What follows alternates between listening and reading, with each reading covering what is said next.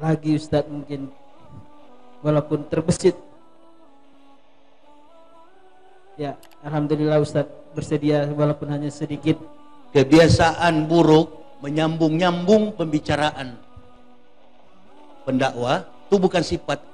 Saya melihat keadaan ini karena begini, dari kecil tidak disiplin. Ini watak manusia yang nanti terbiasa tumbuh besar menganggap hal serius main-main. Saya tidak ada urusan dengan Bapak Ibu, saya berurusan dengan pertanggungjawaban pribadi saya terhadap agama ini yang sudah menyelamatkan saya. Tidak ada urusan saya dengan Bapak Ibu, tidak ada urusan saya dengan pemerintah ini. Urusan saya dengan Allah, karena Dia memberikan saya petunjuk hidayah. Jangan main-main. Anak kecil, ini karena apa? Sudah terbiasa. Satu waktu di Jakarta ada kiai berceramah memberikan ilustrasi sudah tidak baik terhadap pendidikan karakter rumah tangga. Sampai ustadz dibawa-bawa seks dan lain sebagainya. Anak kecil-kecil di pesantren begini mendengar, menyambung-nyambung. Dalam rumah tangga saja, kalau ada sesuatu saya panggil saya, sini, jangan sampai anak dengar. Coba nonton film Eropa, bule kafir. Sudah tembak-tembakan, sudah saling bunuh dia. Begitu datang anak kecil, tomorrow again, kita lanjut besok, saling berpelukan. Padahal lawan pun kartel narkoba. Dia tunda. Akhlak dan etika ini yang sementara kita bentuk. Percuma tumbuh dewasa jadi profesor, tumbuh dewasa jadi seorang akademik, tumbuh dewasa jadi seorang ulama, tapi dari kecil karakternya rusak. Satu yang saya masih pegang dari kafir, disiplin, jujur mempertahankan keyakinan di atas segala-galanya. Jangan sambung-sambung. Dengar saja. Dengar. Ibarat kita berlayar, saya bawa kapal sebagai nakoda, jangan diganggu. Enjoy, take it easy, tenang dalam geladak. Biar kami yang bawa kapal ini. Bayangkan kejahatan-kejahatan sekarang. Agama Islam, kami sebagai pendakwah, bukan pendakwah amplop. Imanuhum fi amplopihim. Kami berdakwah, memberikan kecerdasan kepada umat. Dari sekarang kita belajar. Allahu Akbar. Kalau agama sudah dibentur-benturkan, salam sudah dirobak dengan salam setan segala macam, apalagi dibenturkan dengan Pancasila. Pancasila itu pribadi, karakter, implikasi daripada aspek realitas harga diri, normalisasi kesucian berpikir, berbuat, berkata-kata, berperilaku, termasuk tadi. Ini bukan di ruang kelas SD, dalam masjid. Yang punya wewenang penuh adalah pendakwah. Makanya Allah katakan orang munafik itu disuruh perangi oleh Allah kepada Nabi. Perangi mereka Rasul. Jihad terhadap mereka. Bukan jihad bunuh mereka, benci mereka. Bukan. Patahkan argumen mereka. Kalahkan mereka dengan kecerdasan kita. Lawan argumen mereka dengan kecerdasan kita. Sudah terjadi ILC tanggal berapa kemarin? Ini kawan yang pakai sorban ngomong segala macam hadis, Quran, dibantah, dikat oleh Kiai Haji Zaitun Rasmin. Berantakan bahasa Arabmu, berantakan tafsirmu. Yang begitu orang Islam. Kendati di penjara atau mati sekalipun demi membela Allahu Akbar. Kau bela partai politik, kau berani. Kau bela keluarga, kau berani. Agama kau mundur. Apa kata Nabi SAW? As-sakatu anil haq syaitonun akros. Barang siapa dia melihat kebenaran diganggu, maka dia syaitonun akros, setan yang bisu. Kita disuruh menegakkan agama ini. Saya tidak ada kepentingan dengan Bapak Ibu. Saya nggak kenal Bapak Ibu, pengurus masjid pun saya tak kenal, kecuali Allah yang memperkenalkan kita. Hadir saya. Dalam situasi begini, tadi kalau situasinya tidak tegang, ini kan kita agama lagi dipijak-pijak. Kemarin baru melepas masalah jilbab, kaki celana, cingkrang.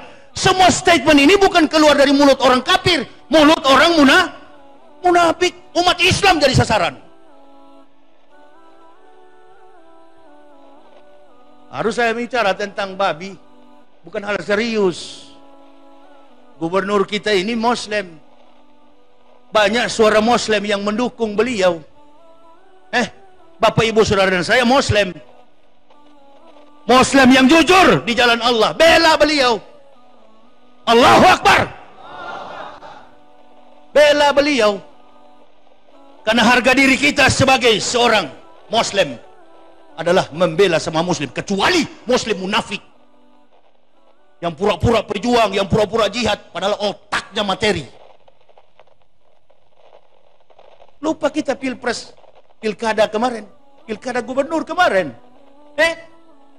Yang dukung si kafirun al-wal munafikun pakai sorban sampai 20 biji di kepala. Sorbannya kalah, saya cuma 1, dia 20.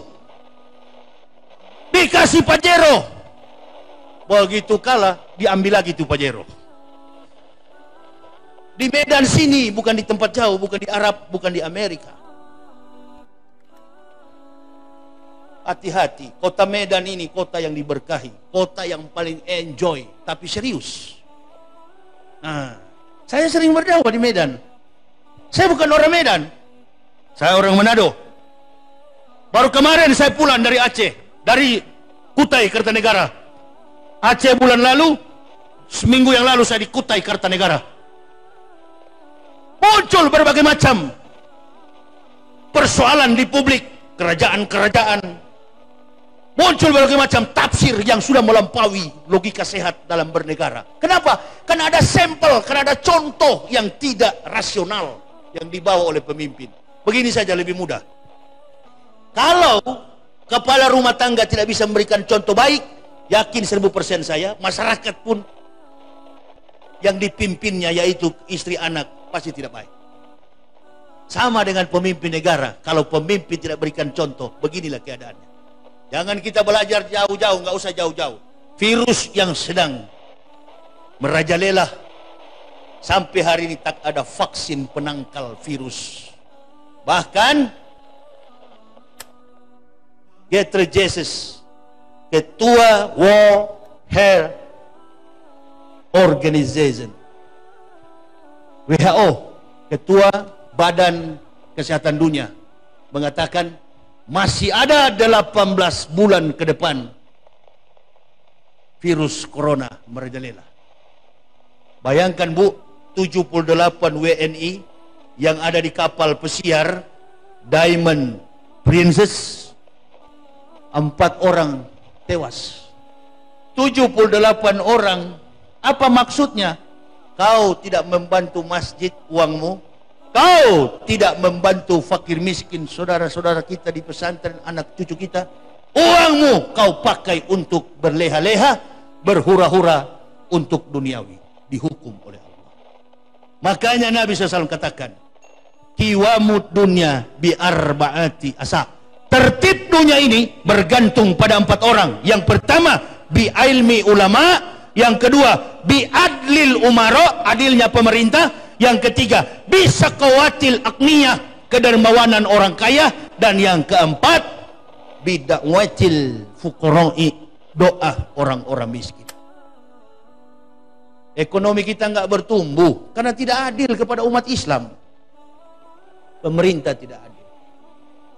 Herankan kepada Pak Jokowi, adillah kepada umat Islam. Jangan karena tidak mampu mengatasi Harun Masiku, teroris dibawa-bawa, ISIS dibawa-bawa. Orang yang di ISIS itu, yang di Irak sana, siapa yang mengajarkan mereka untuk melakukan tindakan bunuh diri? Kemarin di Medan, ada nggak di Medan? Polisi lagi bertugas dilempar bom molotov. Di mana itu? Di Polres. Itu bukan jihad, pengecut. Muslim Abdullah yang lempar, yang mati Muhammad. Sesama Muslim saling sayang. Asyidau alal kufar, keras dengan kafir. Ikhwanul muslimun ikhwah. Innamal mu'minuna ikhwah. Dengan sesama Muslim itu bersaudara. Jangan dibalik. Muslim kau serang, kafir kau bungkus, kafir kau lindungi.